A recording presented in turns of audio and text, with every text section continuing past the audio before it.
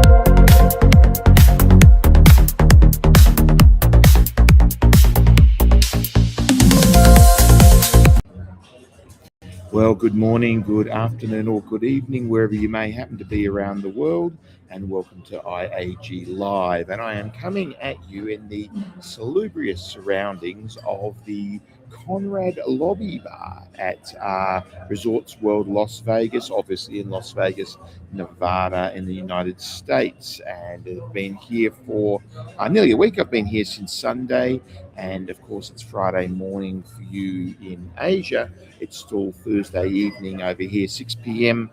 Thursday evening in Las Vegas. So sitting at the bar, a few people having a drink, and it's very, very busy here at Resorts World Las Vegas. There's a big show in town in Las Vegas at the moment with 140,000 attendees.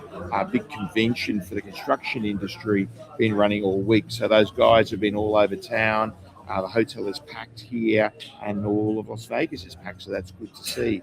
And I will be heading back to Australia tomorrow for regulating the game next week. But before we get into too much of that, as always, let's bring in our intrepid studio producer, Oscar Guiaro. Come on in, Oscar. Hello. How are you? Hey, Oscar, how you doing? It's kind of noisy here, but I think I've got my sound isolation on. So do I sound okay? Yeah, you sound okay. We can hear the background that is lively, but it's okay. You are sound clear. It is quite lively here, and it's going to be more and more lively as the evening goes on. I'm sure there's going to be more liveliness here at Resorts World.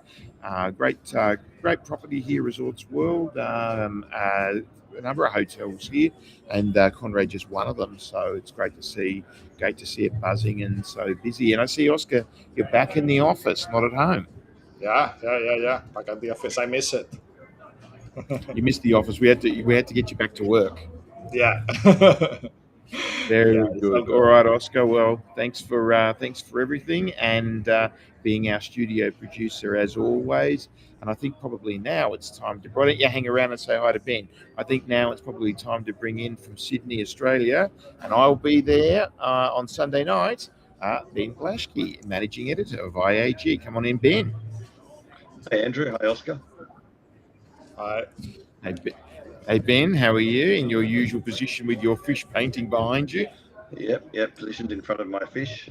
Just enjoying a pretty humid day here in Sydney. But as you say, Andrew, looking forward to regulating the game next week. Going to be a very big week for us. Yes, indeed it is. That runs Monday, Tuesday, Wednesday, 9, 10, 11 of March. Yeah. All right, we'll get to that. All right, Oscar, we'll say goodbye to you, and but you'll be in the background running the show while we Ben and I tell the viewers all about it. Thanks, Oscar. See ya. Yes, Ben. So regulating the game Monday, Tuesday, Wednesday of next week. Paul Newsom's show. Obviously been in Sydney for quite a few years now, maybe 7 years. Yeah, 6 or 7. Can't recall exactly what year he started, but it's been a show that's, like many shows, it's sort of grown over the years. It's getting more well known. It's a very good show, actually. He puts on a great cast of characters during the conference, and I think he's obviously well known through the industry in Australia now as well. So he gets representatives from a lot of the operators, the regulators, of course. A really good mix of people to discuss the issues of the day. Ben, your volume's a little low. I don't know if you're able to crank that up or crank up your mic or whatever, but it's just a little touch low. We can hear you okay, but it's just a little low for me. So hopefully it's not too low for the viewers. Yeah, look, it is a great event. And I'm chairing day 2, 3-day event. You're appearing in a couple of panels, I think, aren't you, Ben? What are the panels you're on? Well, I'm moderating a panel on basically black market gambling, looking at the problem of offshore operators, basically targeting Australian players, and talking to. We've got actually a really good panel that has representatives from Australian, crime, from law enforcement, from the operator side, from the regulator side, so really, and also from Responsible Wagering Australia, really looking at what is causing the issue and what are the steps that are being taken or could be taken to address the problem. Very good. Oh, well, we won't talk too much about that. Well, maybe we'll do a debrief next Friday.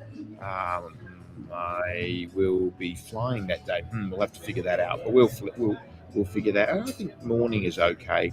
So we'll do a debrief next Friday of the Regulating the Game conference.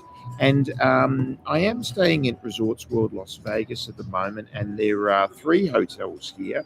There's Crockford's, which is their very high-end a product. They've got Conrad, where I am at the moment. I'm in the Conrad lobby bar at the moment, and with permission from Resorts World. They haven't just set up a guerrilla style. And Hilton as well, of course. And they have, I should know this off the top of my head. I think they have 1,600 rooms in this property. Ben, you might know that from reporting on the results over the years. 4.3 billion US, was it? I think the total investment. That sounds about right. Yeah, that sounds about right from memory. And Carlos Castro's the CEO here. He came in a little over a year ago, and actually lunch with him yesterday, and he was saying it's great to be through. I've gone through a full year now, so he's gone through a lap, and now in his second year, he can sort of, learn, take the learnings from the first year. It's always good to get through a year in any organisation, because you can see how a year unfolds, and then the next year, it's all about improvement rather than new stuff. So we wish Resorts World Las Vegas the best. It's great to have a thriving. They seem to be doing better. Up here. It was very busy this week, but they did have that big show in town. It was very, very busy here. You had to queue up to get in for breakfast and all sorts of things like that. So, it's been good to see it so thriving and bustling. All right. And then, you know what? We have a little video I just shot not very long ago at all of my room. So, Oscar, I sent that to you. Matt, perhaps we could just show the viewers. So this is one of the Crockford's rooms. Not the entry-level room, but also certainly not the top room either. One of their better rooms in the Crockford's product. So that's jumping a little bit for me. I don't know if it's jumping for everyone else. Hopefully not. But this is the living room, and big screen TV there. Well-equipped minibar, of course, and as there are in all these places. And then through into the bedroom. I'll get there eventually. There we go. So it's quite a nice bedroom. Great views out. I didn't show you the views because the sun. I shot this at sunset. The sun was really streaming in, but great views out those windows. Here's the bathroom, very well equipped, double bathroom with a big bath, 2 sinks, and a little dressing room, dressing cupboards there on both sides. Can't quite see on the side on the right there, but there's also a cupboard on the right there as well. So very nice room, white marble bathroom, and they have fantastic spa here. I would say it's the best spa in Vegas by quite a. I think it would be, there would not be an argument about that. We did We did quite a deep dive story on Resorts World Las Vegas, what, about a year ago, Ben? I think it wasn't the cover story, but it was a strong secondary in one of the mags. We did, Andrew, yeah, probably about a year ago, where we looked at all the many features of the property and looked a little bit into the history and what it has to offer. Of course, the spa was one of those. I remember you raving about the spa to me, back in those days, Andrew, about how impressive it is. So yeah, I'm going to try that one day too. Very, very good spa, and with things that you don't see in other spas. So I don't know, Oscar, maybe just jump out of that, and maybe if you go to the mags section of the website, we can just find the one, because it would have been in the secondaries up in the top right hand corner. It might be a bit hard to find, but maybe if you just jump, Oscar, to maybe put Ben and I just in the little boxes down the right hand corner, so you can see the full page wider. Go to magazines in the top there, and we might be able to. I got a feeling it was February 2025, maybe. I don't know. Just have a look. Oh, it's hard to see. There's no secondaries there, is there? Yeah, I don't know which one it was actually. Maybe it was even.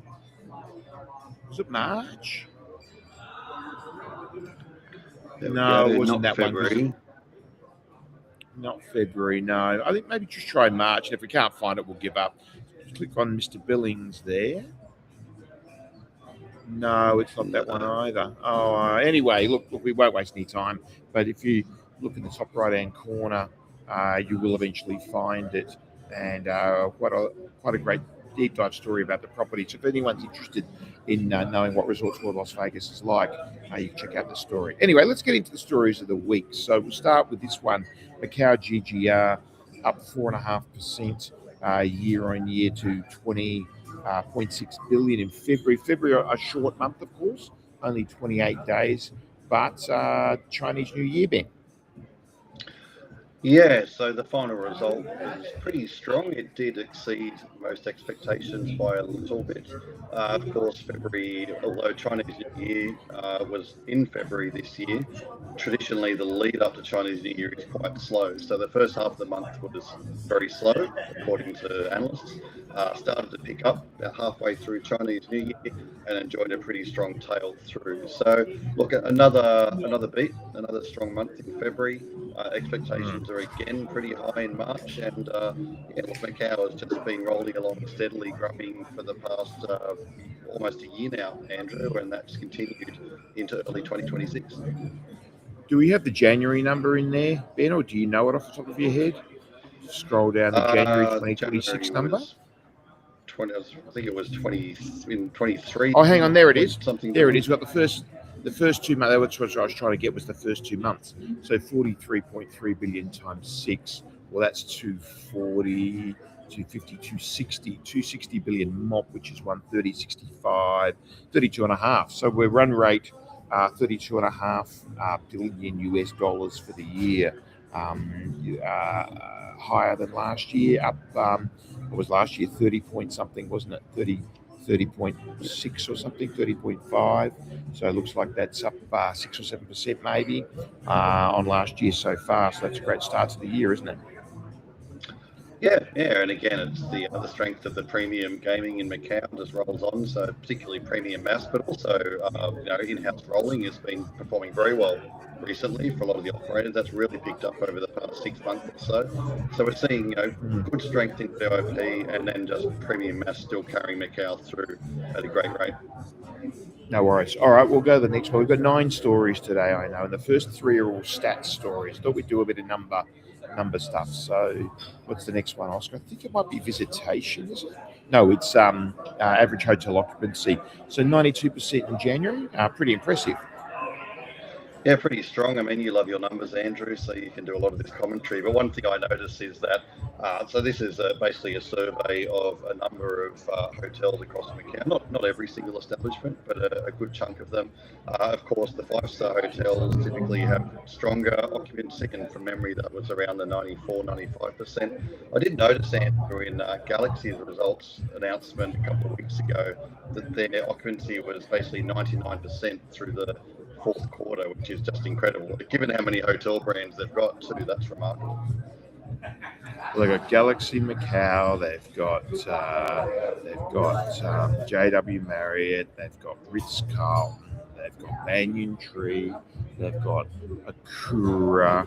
They've got Broadway.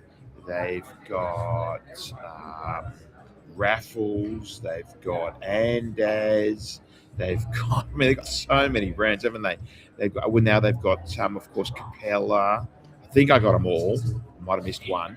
And they've and phase 4, they're going to have 5 more hotels, brands in phase 4, and it's all going to be 5-star. And I think they're going to end up with something like 7,000 hotel rooms.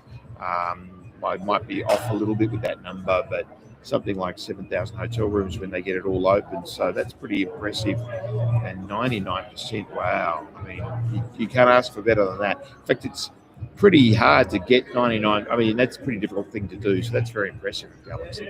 All right, let's move on to the next one, Oscar. So I think this one is the visitation, the next one. Yes, 3.65, let's say, between friends. Visitation, 3.65, that divides by 365 very well. 100,000 a day if it was for a full year, but it's not, it's only for a month. 3.65 million, so what's that, 36.5 million plus 7, 43. So it looks like running on track for 43 million. If that's the run rate, which was more than last year. We were just under 40 million, weren't we? I think we were 39.5 million visitation for the year last year, Ben. Yeah, we were just over 40 million from memory, 40. Oh, was it? Just over. Or something, yeah, just over. But it just shows that there's no slowdown in the number of people wanting to visit Macau. It keeps growing, and I guess it exacerbates that issue of hotel room supply, because given that the number of same-day visitors is much greater than overnight visitors by necessity. So demand is strong, as these numbers show, and I think Galaxy will be looking forward to opening those 5 more hotels when they can. Well, you raise a good point, because I think same-day visitation has been going up as a proportion of total visitation, and that may not be an indication of market demand. It may simply be an indication of supply, that they just don't have the rooms. People are wanting to stay overnight, but they just don't have the hotel rooms to put them up, or they do have the hotel rooms, but because demand outstrips supply so much, that obviously, what any economist will tell you, that pushes the price up. So I think the average, hotel room in Macau is $2,500 MOP, which is sort of $300 US. And when you're talking China, not the Western world, that's pretty expensive for a single night, and they're getting completely full. So, the Macau government says it wants more overnight. It wants to increase the average stay in Macau from 1.1 or 1.2 nights. Well, the answer is approve more hotels and build more hotels, isn't it? I mean, if we all wanted to dig down into the weeds as well, Andrew, we're seeing a lot of the operators convert typical base mass rooms into suites as well. So technically the supply is actually becoming less. And of course, a lot of those rooms are going to be reserved for players. That's the ideal situation for these concessionaires. So I guess less and less rooms available for your tourists coming to Macau. Yeah, I think total number of rooms in Macau now is 43,000. I think when I first came to Macau, 17 years ago, it was 19,000 rooms. It's 43,000. But just by way of comparison, here in Las Vegas, it's depending on how you count and depending upon where you draw the borders of Las Vegas, it's anything from 150,000 to 165,000.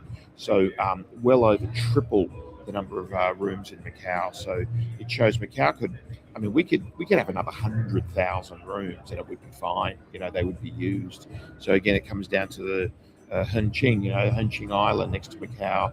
Could that be overflow? But that's not really coming to pass just yet. So this is a perennial problem for Macau. Has been for the past 20 years. Not enough hotel rooms. Anyway, let's move on. What's next, Oscar? Can't remember what's next. Oh yes, Marina Bay Sands. They do a job fair for 1,000 people all at once. Isn't that interesting? They are killing it over there, aren't they? Yeah, I mean, we've obviously just gone in the finishing steps of their refurbishment of the entire property. They've broken ground on the $8 billion expansion, the addition of a fourth tower, constantly adding more facilities at Marina Bay Sands. I'm not sure exactly how many staff they have on there. It would be a sizable amount, but obviously looking to bring on new talent, particularly young talent, into this job fair. They spoke a lot about training programs, finding where young people want to come in and start to learn a trade, learn a position. And so, yeah, 1,000 positions, that's plenty. It's a lot in one go. Shows that they're really expanding. That fourth tower is on the way, and I while I was here in Las Vegas, I actually met with the new chairman and CEO, Patrick Dumont. I won't say anything about that because it was just a private meeting, but it's obvious. It's obviously I'm not saying anything I shouldn't be saying by saying obviously he is very keen on. Very keen on Marina Bay Sands. Why wouldn't he be with the profitability that it creates for his company? Who could blame him? And very interested in what is going on there. And that's really it's almost the jewel in their crown, isn't it? Macau sometimes plays a little bit of a second fiddle to Marina Bay Sands in the Sands organisation because of the sheer profitability. I mean, the net profit margin of Marina Bay Sands, net profit, bottom line profit, some years is over 50%, which is really insane. So, congratulations to Paul Town and to what they're doing over there. It's obviously a great market, so they're lucky that they've got a great market.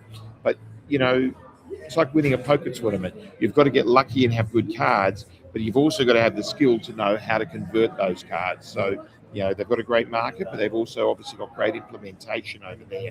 I know when I go over there, the service is just immaculate. So they're really servicing that market well, and they're converting well. So congratulations to Marina Bay Sands. All right, let's go to the next one, Oscar. Yeah, I just thought I'd put this in. C.Y. Lee stepping down as Genting Malaysia president and executive director. Very nice man. I had lunch. I had a very long lunch with him once in KL quite a few years ago. Now, very nice guy, and we've always been trying to catch up ever since, but our paths keep on not being able to cross. Still would love to catch up with him again. He's a very nice guy, and it was interesting to see him stepping down after 25 years, was it, Ben? Closer to 30 20? years, I think 29 years with the company, almost 30 years. I think 1997 he joined the Genting group and obviously rose up through the ranks pretty quickly. It's about 20 years in senior executive positions with the company. So he's had a long and storied career, and of course he's stepping aside, having overseen the successful license bid in New York as well. So he's sort of got that ticked off, I guess, and I guess now it's time to take a back seat. Well, people tend to forget that the person in charge of Genting Malaysia is also in charge of the UK operations, the New York operations, and also the what's the island? I've just gone blank. Is it Barbados? It's not Barbados. What's the island they've got? They have well, it does start with a B. Bimini, but is it Bimini? Bahini? It is. I've just got yes. something like that. Bimini. Bimini, yeah. They're in the Bahamas. Yeah, but it's in the Bimini's the name of the property, I think, or the city. I don't know. I should know that. Yeah, but look, they congratulations to him, and I hope he has a great retirement and enjoys the fruits of his time at Genting. Good on him. And so obviously we'll have a new guy. We'll have a new person at Genting. I wonder if Tom Kidd. Yeah, I shouldn't speculate, but there's somebody in my mind that I think could possibly be the person, but I shouldn't speculate publicly. Okay, let's go to the next one. Yeah, I thought this was interesting because Philweb is sort of changing in nature. It was, you used to think in this story, you still described it. I don't know who wrote the story. It's News Desk, I'm not sure. But I think it was described as still an e-games provider. But the reality is now that they've done a couple of these installs of online gaming systems, and they seem to be converting a little bit to a B2B provider, Ben. Yeah, I mean, recently they worked with Han Casino Resort to build out and put their online gaming platform into place. They've done a deal very recently with FBM as well around their venues, so linking all their venues together in online. So bit of an interesting step side there as well. So all this happening while the change of ownership has been coming about for Philweb. So I don't know whether this is part of the vision of the new ownership or the previous ownership, or I guess maybe jointly. But yeah, certainly interesting times there, Andrew. Well, I would assume it's the new ownership because it was effectively sort of a management buyout, I think, to a certain extent. I think the new owners were the previous sort of executive team, or perhaps not exactly that, something like that. You know, who we should get on to talk to us about that is Tonette, our new expert contributor, because I know she's well aware of what's going on in this company. So we should get her on to talk about that. Maybe we'll do that next week. Yeah, so anyway, interesting times in the Philippines as always. All right, let's go to the next one, Oscar. Yes, so SJM, this was just this morning, Ben. You wrote this, SJM doing some work on the Macau Peninsula side. Yeah, look, I thought this was just a bit of an interesting update they gave. Of course, last year SJM announced that they would be purchasing some extra gaming space at Hotel Lisboa from their parent company STDM, basically to provide somewhere to put a lot of the gaming tables and machines that they're taken out of the satellite casinos that closed down last year. So obviously they maintain that inventory, but need somewhere to put it. Some of that will go into Grand Lisboa Palace, some into Grand Lisboa, but some of it will go into Hotel Lisboa here. So they spoke a bit about that. They've opened some of that gaming space in November. They will open a second phase by the middle of the year. They're also refurbishing hotel rooms there at Lisboa. I think they said around 400 hotel rooms being refurbished, probably somewhat overdue to do that. They're also refurbishing hotel rooms at Grand Lisboa next door. And they've spoken about this vision of better connecting Hotel Lisboa and Grand Lisboa, of course, sitting alongside each other there on the peninsula, and just having them sort of more intertwined in the way they operate moving forward. So they spoke a bit about that, and also some of the moves they're doing around Grand Lisboa Palace down in Cotai as well. Well, that makes sense. I mean, they've got the tunnel, of course, underneath, and they've got that fantastic wine cellar that I've never been able to see. I must get in there somehow one day. They've got that, and that's underneath as well. That services both of them, Lisboa and Grand Lisboa. So if you order a bottle of wine in any restaurant in Lisboa or Grand Lisboa, it comes from that great cellar they've got. Yeah, so, but yes, I mean, there's 1,100. This is a statistic I do know. There's 1,100 hotel rooms in Lisboa. So, and Grand Lisboa, of course, would be less. I'm not quite sure how many hotel rooms in Grand Lisboa. I used to know them all off by heart back in the day, maybe 500 or so, perhaps. But yeah, it makes sense to intertwine those two properties better. So perhaps new leadership there. Perhaps Mr. Lee will be involved in that. All right, let's move on to the next one, which I think is SJM results. It is. You just did this morning, Ben, only a matter of under 4 hours ago.